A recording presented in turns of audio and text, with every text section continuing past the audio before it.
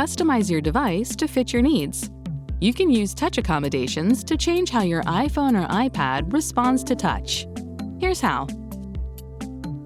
We'll teach you how to set up your Touch Accommodations, and then show you how to use them. First, let's set up Touch Accommodations. In Settings, scroll down and tap Accessibility. Tap Touch, and then tap Touch Accommodations. It's recommended that you first configure your Touch Accommodations before turning it on because it immediately changes how your device responds to touch. Tap to turn on Hold Duration if you need some extra time to confirm what you want to tap, which can help if you start to tap something you didn't intend to. Once it's on, you can increase or decrease the amount of time your iPhone or iPad takes to register your intentional input.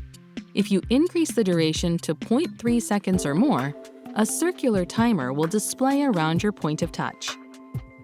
Swipe gestures allow you to swipe without waiting for the specified duration. You can also adjust how far your finger moves before it is recognized as a swipe. Ignore Repeat lets your device register a single tap instead of multiple inadvertent taps within a duration. Tap to turn it on, and you can increase or decrease the duration in which multiple touches are treated as a single touch. Let's scroll down and check out Tap Assistance. If you swipe when you intend to tap something, Tap Assistance can help. This lets you choose whether your initial or final touch location is read as your intended tap location. We'll choose Use Final Touch Location. When Tap Assistance is enabled, you can scroll down and increase or decrease the gesture delay. This is how long your device will wait before registering your intended touch location.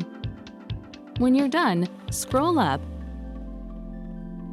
and you can tap to turn on Touch Accommodations to start using it. Now, let's use some of our Touch Accommodations. You can use Hold Duration to perform taps, like opening an app. We've set our duration for 2 seconds. Let's open Photos. Just touch and hold the icon until the duration timer completes. Now it's open. And if you enabled swipe gestures, you can swipe and scroll without waiting for hold duration to complete. If you inadvertently tap something more than once, you can use Ignore Repeat. We'll use Calculator for our example.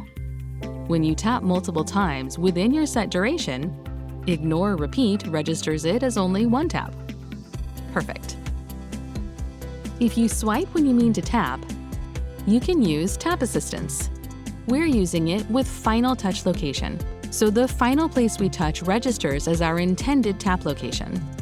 To open an app like Messages, even if a touch starts at another location, you can drag your finger to the intended location and lift it within the duration you selected.